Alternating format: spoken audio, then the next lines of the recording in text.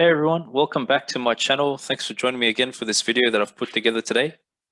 So for this video, guys, I'm going to be doing a bit of a tutorial on how to play against Nilfgaard Lockdown in particular. But the tips and the rules that I'm going to give you, pretty much they apply to any Nilfgaard deck that you'll be coming across.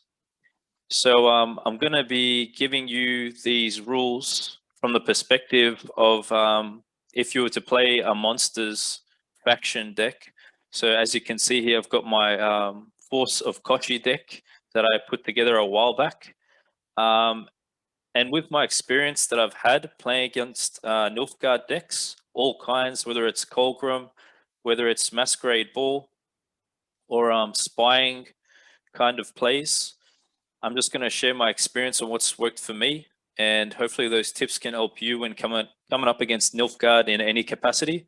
So yeah, just keep in mind these tips are transferable to any Nilfgaard deck that you've versed any kind, and it's more focusing on if you were to play as a monsters kind of style of deck. But I mean, the tips in general, they're good to know anyway.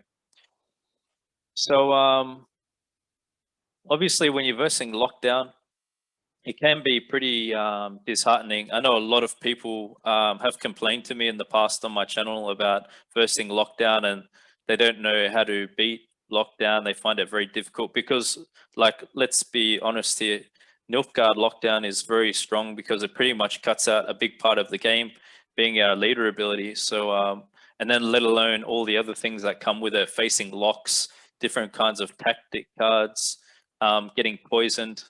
The list goes on, you know. So anyway, I've got a number of rules here that I'm going to share with you now, and hopefully it can help you, as I said. So let's just get into these rules. So pretty much rule number one that I like to use when going up against Nilfgaard is to win the first round. So why do we want to win the first round?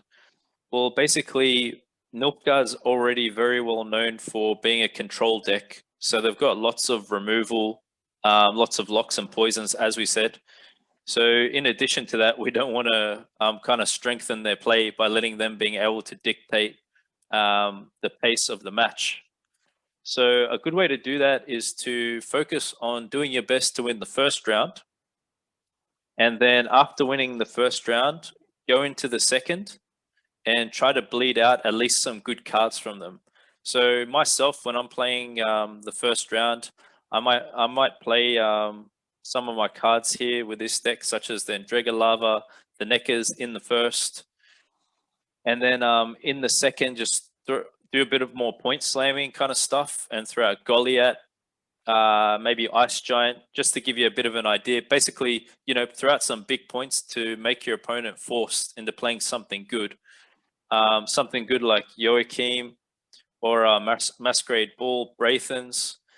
That would be a good time for you then to start thinking of passing the round and then trying to win like a short third, because the way monsters decks work, they're typically very good in short rounds compared to most other decks.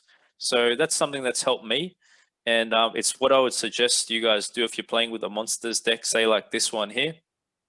Win the first round, go into the second, bleed until you see a big card that it's going to kind of stuff them up if you get it out of them then, and make them have to commit more to win. And then you just pass into the third and hopefully win a short third round. It's worked for me. Hope that works for you. Rule 2 is consume or destroy spy units.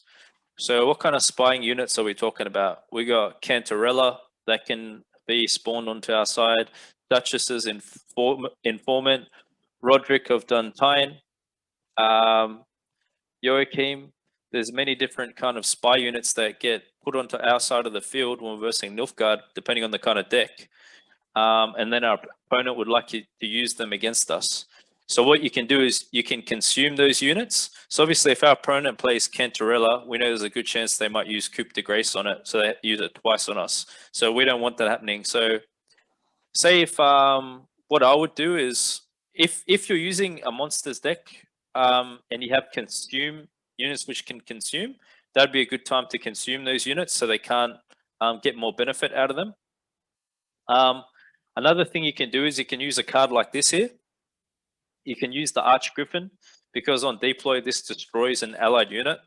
So that's a pretty neat way of using Arch Griffin. You can anticipate that your opponent's going to play a spying unit. Keep an Arch Griffin with you if you have it in your deck, and just save it until you see that. So this will take a lot of value out of Joachim, for example. That's how I like to use it. It works very well. Or Cantarella, like I said. Other than that, I'd say rule 3 would be consume any units which have a status that are on your side of the field. So say if you have a unit and it becomes poisoned, you know, it's kind of like common sense, but you know, obviously if you have a unit which becomes poisoned and you have a consume ability, just consume that unit so you retain its value and you don't lose it. Obviously your opponent's most likely going to poison it again the next turn. So do that if your unit becomes poisoned. If your unit becomes locked, you may also wish to consider consuming it, because Nilfgaard have different cards which destroy units with status. Also, they have cards which activate when an opponent's unit has status. So, for example, Hunting Pack. For our opponent to activate Hunting Pack, they need one of our units to have status. So just consider that as you play too. Try to not have any units on your side of the field with status if you can work around that somehow. So rule number 4, I would say if you have certain cards with order abilities, or they're more of like your special cards that you're going to rely on quite a bit to win, try to play them later in the game as much as possible. Obviously, I wouldn't want to take the Beast in here into a first round against Nilfgaard, because most decent players would already anticipate that as a monsters deck going into a first round, they're going to expect some kind of abilities being shown, whether it's thrive or boosts. So they're probably going to be well prepared for a card like that, and they may lock it very quickly or have a tactic like assassination. So try to play those kind of order ability cards later on. Also, be aware of your opponent's cards, guys. Like I said, assassination, the tactic card. Know your opponent's deck, what kind of cards they got. The tactic card assassination will do full damage if a unit is alone on its row, 6 damage. But if it's in between units, it will do less damage. So also pick your plays wisely as you go on. Position your cards well. Be smart as you can about the positioning and the timing of your plays. Also, it may help to disrupt kind of the opponent's anticipation of your deck. You might be able to throw them off guard a bit that way, you know, not playing certain cards in the first round that they might expect. Then into a second or third round, they might reshuffle their hand, and then, you know, it kind of increases your chances of being able to keep the important cards you have working well. Yeah, so play cards with order abilities later. The final rule, guys, rule number 5. I know it can be disheartening versing lockdown, but I'm telling you, please don't quit just because you see the leader ability come up. You can win, guys. Trust me. You can. You just have to learn to play your deck differently, in particular against lockdown, because obviously it's taking so much of a big part of our game out. But you can win, and just don't quit. And also, you have to remember there's different skill levels to each player that you verse. Not every player that you verse is going to be, you know, an extreme expert and very good with their deck. You don't know what kind of a player you're going to verse. Maybe they're just starting to learn their lockdown deck. So don't think you have no chance just because you're coming up against lockdown. Try, experiment around, and use it as a chance to kind of work on your own skill level and better yourself as a player. Because think about it, if you can learn to win against lockdown with no leader ability, then how much better will you be as a player coming up against other decks when you got full access to the game? You know, so consider that. Yeah. Also with, it's probably worth mentioning, I did say Arch Griffin to destroy spy units is good. But in addition to that, Pugo Boombreaker, like if you want to play my deck here, guys, and you have this is quite neat too. Zephyr Kentorella spawned on our side of the field. It's quite neat to use that as well at that time. We'll get a lot of good value out. And also remove the chance of them using Coop on it. I hope you guys have enjoyed this little tutorial.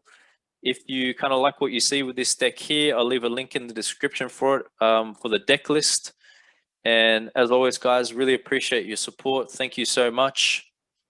And if you could please like, comment, share, and subscribe, I'd really appreciate it if you could help my channel grow, guys.